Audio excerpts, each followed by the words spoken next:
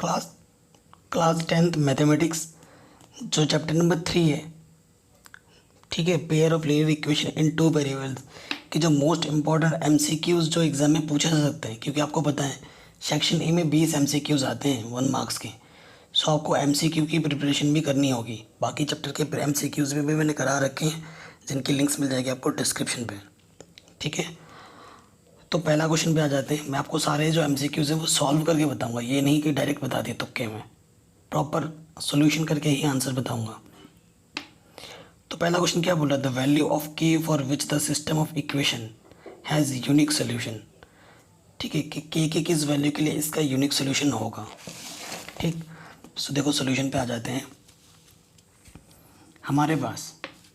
ठीक है, ऐसे लिखना है पहले वाले का गिवन।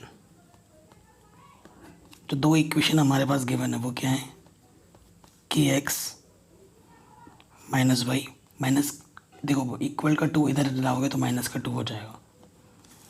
ठीक, इधर है 6x माइनस के 2y माइनस के 3 इक्वल टू 0। ये इक्वेशन 1 है, ये इक्वेशन 2 है हमारे पास। मैं पूरा प्रॉपर एक्सप्लेनेशन दे रहा हूँ। a1 क्या है, के है, b1 क्या है, माइनस के 1 है, कोफिशिएंट लेना होता है हमें, और c1 क्या है, कांस्टेंट टर्म माइनस के 2। a2 कितना है, a2 हमारे पास है 6, b2 हमारे पास है माइनस के 2, y का coefficient, and c2 constant term हमारे पास कितना है, माइनस के 3। क्वेश्चन में क्या बोला है, अकॉर्डिंग टू क्वेश्चन में बोला है unique solution, for unique solution. देखो जो 3 हमारे पास, जब मैंने आपको 3.2 सॉल्व करवाया था उसमें मैंने आपको बताया था 3 चीज़ें, उनको आपको हमेशा याद रखना है। यूनिक सोल्यूशन के लिए क्या होता है कि जो a1/a2 होता है वो इक्वल नहीं होता है b1/b2 के। तो a1 कितना है हमारे पास के, a2 कितना है 6, नॉट इक्वल टू b1 कितना है माइनस के 1, b2 कितना है 2, 2 1 जा 2, 2 3 जा 6। तो ये हमारे पास क्या है, k/3 not equal to 1/1। Multiply कर देंगे, k 1 जा 1, 3 1 जा 3। तो k की वैल्यू अगर 3 ना हो तो k की वैल्यू कुछ और जितनी मर्जी ले लो, उन सभी के लिए ये क्या देगा, एक मतलब यूनिक सोल्यूशन देगा। सो जो इसका ऑप्शन नंबर बी है नॉट इक्वल टू 3 वो ट्रू हो जाएगा। ठीक है, आराम से बन गया। चलिए सेकंड क्वेश्चन पे आते हैं। ठीक, सेकंड क्वेश्चन क्या बोल रहे हैं, the value of K for which the system of equation has infinite number of solution. ठीक है, कि इनफाइनाइट नंबर ऑफ सोल्यूशन क्या होगा। तो फिर से वही कंडीशन आपको पता होनी चाहिए बस। गिवन इक्वेशन क्या है, देखो 2x प्लस 3y प्लस के 5 इधर के क्या हो जाएगा, माइनस के 5, और यहाँ पर 4x plus K Y minus के 10 इक्वल टू 0। ठीक है, क्या बोला है, इनफाइनाइट नंबर ऑफ सोल्यूशन।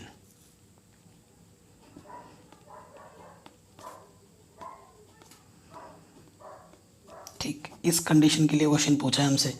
तो इनफाइनाइट नंबर ऑफ सोल्यूशन कब आता है, ठीक है, जब आपके लाइन क्या होते हैं, कोइंसिडेंट होते हैं। ठीक है, आपके लाइन क्या होते हैं, कोइंसिडेंट होते हैं, तभी तो आपका क्या आता है, इनफाइनाइट नंबर ऑफ सोल्यूशन आता है ना।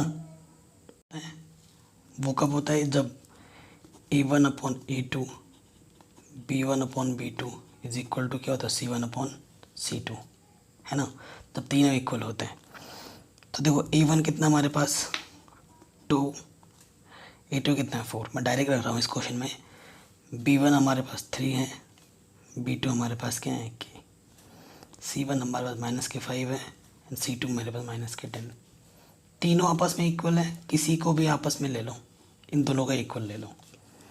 सो 2 1 जा 2, 2 2 जा 4, 1/2 equal to 3/k,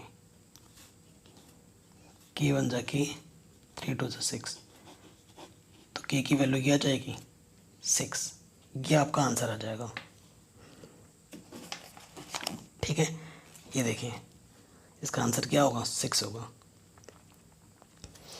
next question है, the value of K for which the system of equation this and this has no solution. ठीक है, कि अब की बार नो सोल्यूशन प्रश्न पे क्वेश्चन पूछ दिया इसने। ठीक है, थर्ड नंबर पे आते हैं। हमारे पास दो इक्वेशन क्या है, x प्लस 2y माइनस की 3 इक्वल टू 0, ये पहला दिया है। और दूसरा में क्या दिया है, 5x plus K Y plus 7 equal to 0, ये दूसरा दिया है। क्या बोला है, for no solution.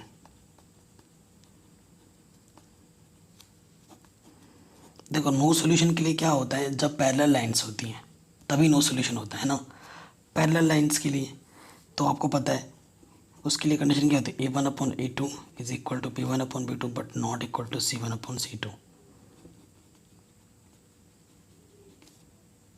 Parallel lines, और ये इनकंसिस्टेंट होता है तभी इसका कोई सोल्यूशन नहीं है। ठीक, द वैल्यू ऑफ के पूछा है हमसे, के किस वैल्यू के लिए, यानी कि हमें बस इस कंडीशन से ही मतलब है, इसको नहीं लेना है। a1 कितना है, देखो x का कोफिशिएंट 1, a2 कितना है 5, यहाँ पे कितना है b1 कितना है 2 एंड b2 कितना है k 1 जा के 5 2 जा 10, सो k का आंसर कितना होगा 10 होगा। ठीक है, के का आंसर कितना होगा 10 होगा। सो ये जो ऑप्शन नंबर ए है वो क्या हो जाएगा, ट्रू हो जाएगा। ठीक, नंबर 4 पे आते हैं। क्या बोल रहे हैं, the value of K for which the system of equation this and this has a non zero solution is. In system के लिए मतलब नॉन ज़ीरो सोल्यूशन क्या देगा।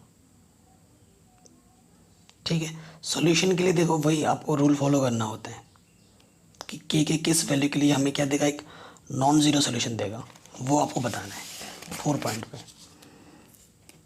बड़ा शानदार क्वेश्चन है। तो देखो मैं आपको एक टिप्स दे रहा हूँ, जब भी ऐसा क्वेश्चन आए ना, the value for K system as non zero solution is, तो नॉन ज़ीरो सोल्यूशन तभी होता है, ठीक है ना, नॉन ज़ीरो सोल्यूशन आपका तभी होता है। देखो आपके पास पहले गिवन इक्वेशन क्या दे रखे हैं, 3x plus 5y equal to 0, और इधर क्या है kx plus 10y equal to 0, है ना। तो नॉन ज़ीरो सोल्यूशन तभी आएगा आपका जब a1/a2 किसके इक्वल होता है, b1/b2 के। ये हमेशा याद रखना, नोट करके लिख लो, फॉर नॉन ज़ीरो सोल्यूशन। ठीक है, ये याद रखना। अब ऐसे क्वेश्चनों को देखो आपको सोचने के लिए ना आपको ऑप्शंस की मदद लेनी पड़ेगी। ऑप्शन आपके पास दे रखा है 0, 2, 6 और 8। तो देखो यहाँ पर 3/k के प्लेस पे आप क्या रखोगे, ये तो 1/2 हो गया। 3k अपॉन में क्या रखोगे कि ये सॉल्व हो के 1/2 दे, तो ऑब्वियसली 6 रखना पड़ेगा। 3 1 3, 3 8 6, तो 1/2 इक्वल टू 1/2 आएगा, तभी तो हमारा आंसर आएगा ना। तो जो ऑप्शन नंबर सी हो जाएगा वो बिल्कुल क्या हो जाएगा, ट्रू हो जाएगा और बिल्कुल परफेक्ट हो जाएगा। ठीक है, तो ये क्वेश्चन भी हमारा आराम से बन गया। क्वेश्चन नंबर 5 पे आते हैं। कह रहे हैं if the system of equation, ये जो दो सिस्टम ऑफ इक्वेशन है ना, वो क्या बोल रहे हैं, has infinitely many solution, then A और बी की वैल्यू क्या होगी। इन्फिनिटली मैनी सोल्यूशन बोला है। ठीक है, तो 5वें पे आ जाते हैं। पहले गिवन, इसको तो सॉल्व करना ही पड़ेगा, ऐसे नहीं बता सकते हैं। 2x प्लस 3y प्लस के 7 तक क्या हो जाएगा, माइनस के 7। ये इक्वेशन नंबर 1 है। दूसरा में दे रखा है a plus B X two a minus B Y equal to 21। ये दूसरा इक्वेशन दे रखा है। देखो ये a1 है, ये b1 है, ये c1 है, ये a2 है, ये b2 है, ये c2 है, माइनस के 21। ठीक है, किसके लिए बोल रहा है, क्वेश्चन में क्या बोल रहा है, infinitely many solution, for infinitely many solution. Infinity many solution कब होते हैं, जब कोइंसिडेंट होता है, और कोइंसिडेंट कब होता है, जब तीनों आपस में रेशियो इक्वल होते हैं, है ना। सो देखो A1 कितना हमारे पास है 2, यहाँ से 2, A2 कितना हमारे पास A प्लस बी, B1 कितना है 3, B2 कितना है 2A माइनस बी, C1 कितना माइनस के 7, C2 कितना माइनस के 21, 7 1 7, 7 3 जा। ठीक है। सो देखो A और B की वैल्यू फाइंड करनी है हमें। अब आपको एक टिप बताता हूँ, टिप्स देता हूँ, जितने भी हमारे पास अननोन वेरिएबल्स होते हैं उतनी ही हमारे पास इक्वेशन होनी चाहिए, तभी हम आंसर निकाल पाते हैं। हमारे पास अननोन वेरिएबल्स 2 हैं, तो आपको A और B निकालने के कम से कम 2 इक्वेशन बनानी हो पड़ेंगी। तो हम क्या करते हैं, एक बार इसको इक्वल ले लो और एक बार इसको इक्वल ले लो। तो when 2/a plus B equal to 1/3, so a plus B equal to 6, पहला इक्वेशन है ना। फिर क्या लेते हैं, when 3/2a minus B equal to 1/3, ये ले लेते हैं। तो यहाँ से क्या आ जाएगा, 2a माइनस की b equal to 3 3 9, equation number 2। अब क्या करो, solving this to.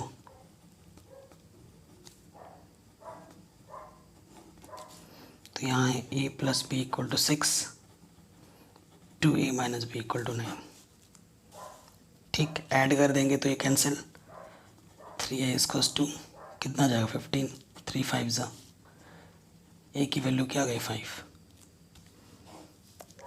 a plus B equal to 6 है, a की value 5 plus b equal to 6, तो b की वैल्यू क्या जाएगी 1,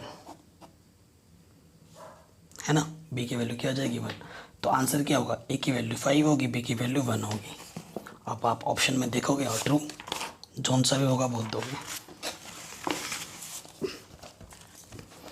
तो ये बन गया, यानी कि ऑप्शन में बी क्या हो जाएगा सही। नेक्स्ट क्वेश्चन पे आते हैं। कह रहे हैं if the system of equation, ये और ये इनकंसिस्टेंट है तो के की वैल्यू क्या होगी। ठीक है, बहुत ही शानदार क्वेश्चन है। क्वेश्चन नंबर 6 क्या दे रखा है हमारे, पहला equation 3x plus Y minus 1 equal to 0, and दूसरा में दे रखा है 2k minus K 1 x plus k minus 1 y minus 2k plus 1 equal to 0। K की वैल्यू पूछा है हमसे, इनकंसिस्टेंट भी बोला है इसने। इनकंसिस्टेंट मतलब कब आता है, जब पैरेलल लाइंस होते हैं, है ना। जब पैरेलल लाइंस होता है तभी इनकंसिस्टेंट होते हैं। फॉर इनकंसिस्टेंट, और पैरेलल लाइंस कब होते हैं, जब a1/a2 इज इक्वल होता है b1/b2 बट इक्वल नहीं होता है c1/c2 के। ठीक है, तो हमें के की वैल्यू पूछी है, यानी कि हमें बस इस रिजल्ट से ही मतलब है। तो a1 कितना है 3, a2 कितना है 2k माइनस 1, b1 कितना है y का कोफिशिएंट, b2 कितना है k माइनस 1। ठीक, अब क्रॉस मल्टीप्लाई कर देंगे तो 2k माइनस 1, 3k माइनस 3,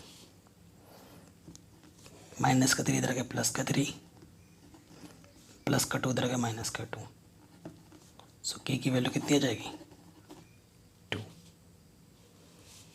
ठीक है, आराम से बन गया। सो के का आंसर कितना होगा 2 होगा। तो जो ऑप्शन नंबर डी है वो क्या होगा, बिल्कुल सही हो जाएगा। अब 7वां क्वेश्चन जो है वो बहुत इंपॉर्टेंट है, इसको भी करते हैं। कह रहे if A M not equal to B L that the system of equation क्या होगा, वो हमें बताना है। ये सिस्टम ऑफ इक्वेशन क्या होगा, ये भी शानदार क्वेश्चन है।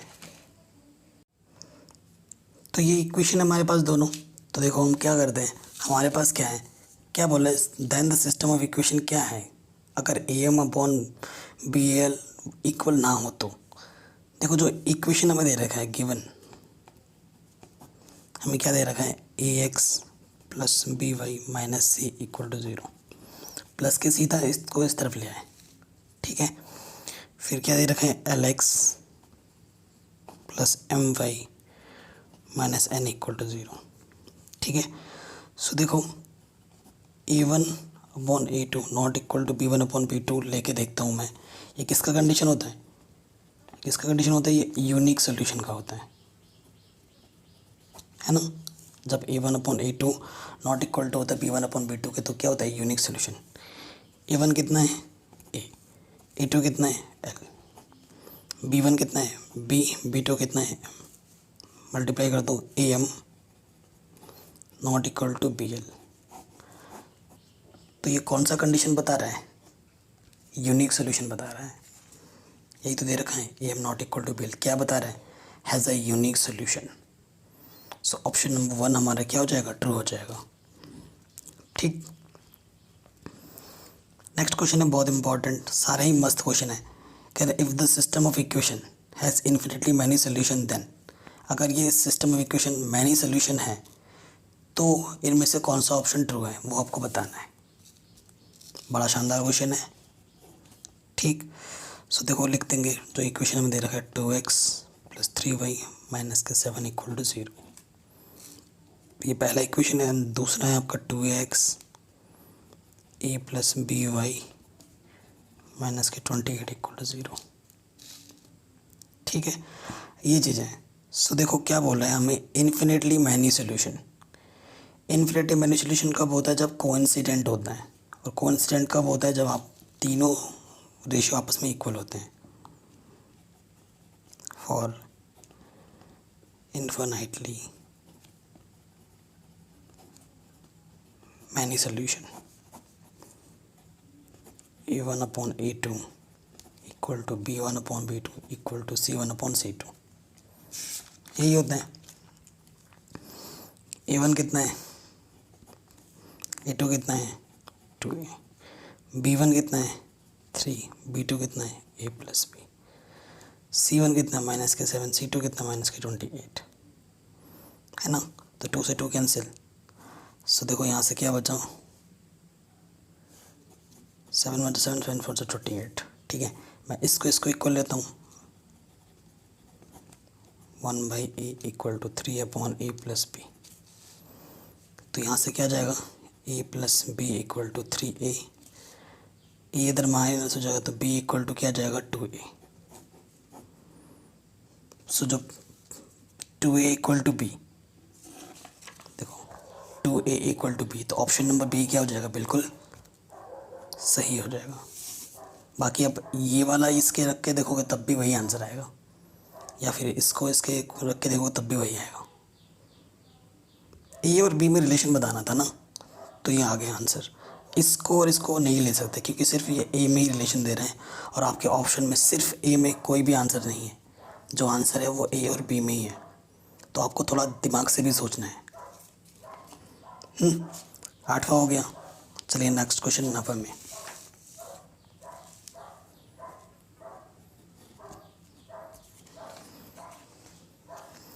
कह रहे the value of K for which the system of equation has no solution, की किस वैल्यू के लिए सिस्टम ये हमारा नो सोल्यूशन हो जाएगा, ये हमें बताना है। सो देखो नो सोल्यूशन कब आता है, जब नो सोल्यूशन कब आता है, जब A1 upon A2 no solution equal to होता है B1 upon B2 not equal to होता है C1 upon C2। No solution parallel के केस में ही तो आता है ना, और यही तो कंडीशन है पैरेलल की, है कि नहीं। तो नो सोल्यूशन के लिए हमसे पूछ रहे हैं कि the value of K for which the system of equation has no solution, की वैल्यू के लिए बताना है हमें। ठीक है, सो जो हमें इक्वेशन दे रखा है, देखो क्या दे रखा है, x plus 2y minus 5 equal to 0 and 3x plus K Y minus K 15 equal to 0, sorry plus के 15 इक्वल टू 0, ये दो इक्वेशन दे रखा है। इस कंडीशन में रखो A1 कितना है, x का कोफिशिएंट 1 अपॉन A2 कितना है 3, B1 कितना है 2 एंड B2 कितना है K1 जाके 3 to the 6। हमें की वैल्यू पूछा था इसने, सो की वैल्यू कितनी होगी, 6 होगी। ठीक है, ये क्वेश्चन भी हो गया। नेक्स्ट क्वेश्चन पे आते हैं। कह रहे हैं if this and this represent coincident lines then A and B satisfied the relation. अगर ये दो इक्वेशन कोइंसिडेंट लाइंस को रिप्रेजेंट करते हैं तो इनमें से कौन सा रिलेशन सेटिस्फाई करेगा, कौन सा ऑप्शन सही है। बड़ा ज़बरदस्त क्वेश्चन है। दो इक्वेशन दे हमें रखे हैं, ये पहला इक्वेशन है, दूसरा क्या है,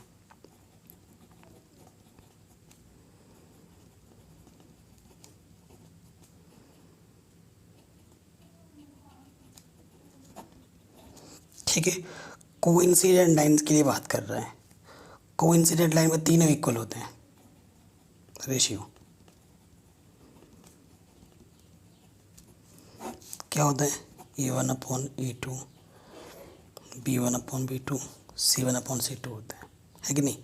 A1 कितना है 2, A2 कितना है A+B, B1 कितना है -3, B2 कितना है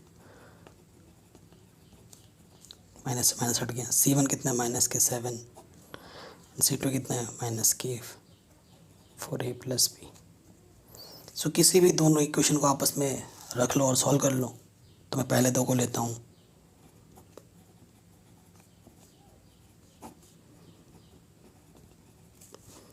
तो यहाँ से आ जाएगा 3A + 3B = 2A + 2B - 6, ठीक है।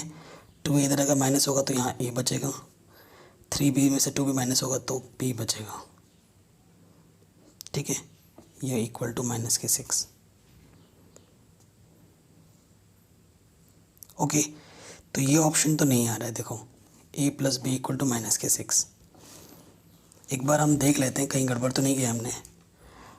2x - 3y = 7, ओके सही था। कोइंसिडेंट लाइंस एक बार देख लेते हैं, सही लिखा हमने। 2x - 3y - 7, A + bx - A + b - 3y, हाँ सब सही है। A1/A2, B1/B2, ठीक किया। फिर 3A 3B 2A 2B 2 3 6, यहाँ से A बचेगा, यहाँ पे B बचेगा, ठीक तो है ना। तो ये ऑप्शन तो चलो इन दोनों को लेके नहीं आ रहा है, अब इन दोनों को लेके देखते हैं, है ना।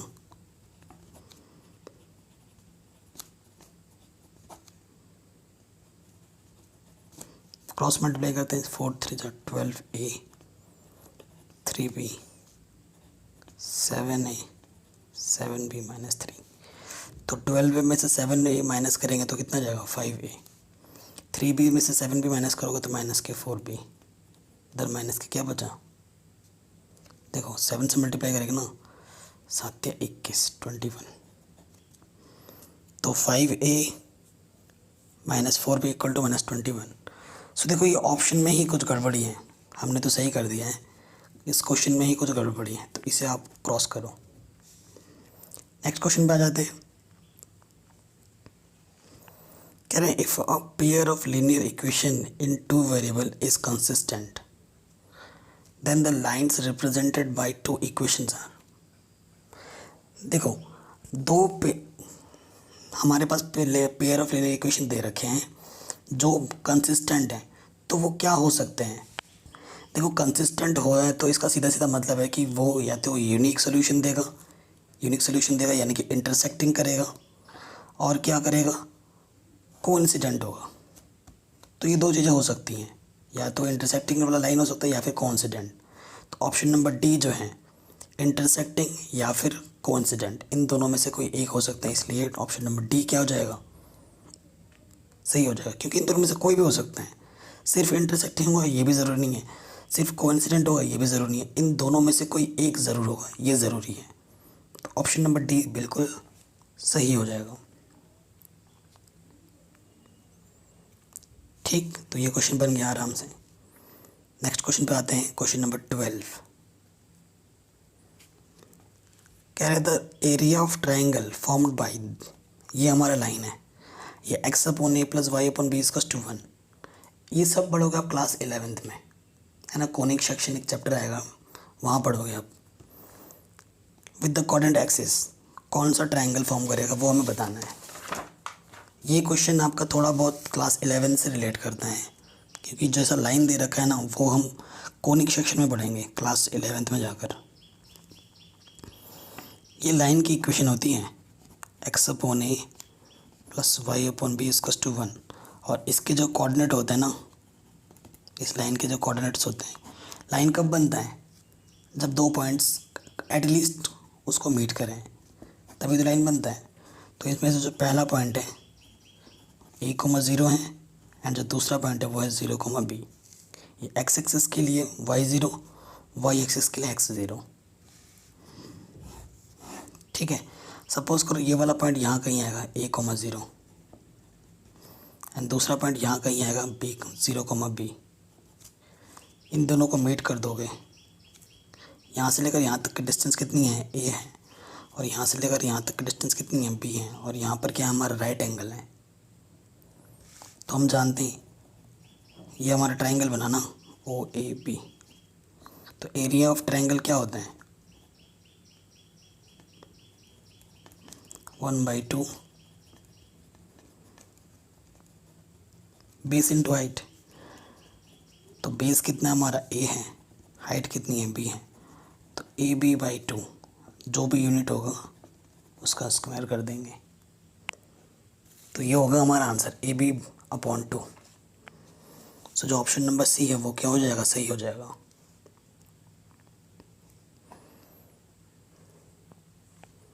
ठीक, ऐसे ही क्वेश्चन नंबर 13 है, कह रहे the area of triangle formed by the line y = x and x = 6 दे रखा है। देखो y और x आपस में इक्वल हैं, और x हमारे पास 6 है, ठीक है, और x हमारे पास क्या है, x अगर 6 है तो यहाँ रखोगे तो y भी क्या हो जाएगा, 6। ठीक है, तो देखो x पे 6, ठीक है, यहाँ से ये जाएगा x = 6, और y जब कट करेगा इधर यहाँ पर, तो यहाँ पे जाएगा ना, ऐसे काटोगे तो ये भी 6 पे जाएगा। तो ये जो ट्रायंगल बनेगा, ये डिस्टेंस भी 6 होगी, ये डिस्टेंस भी 6 होगी, तो हमारा बेस भी कितना है, 6 है, हाइट भी 6 है। तो क्या होता है, बेस इंटू हाइट बाई 2, 2 3 जा 6, 3 जा 18। तो आंसर क्या आ जाएगा, 18 square units. Option number B बिल्कुल सही हो जाएगा। ठीक, नेक्स्ट क्वेश्चन पे आते हैं, कह रहे if the system of equation has infinitely many solution then k की वैल्यू क्या होगी। इन्फिनिटली मैनी सोल्यूशन है, इन्फिनिटी मैनी सोल्यूशन तभी होता है जब तीनों आपस में क्या होता है, रेशियो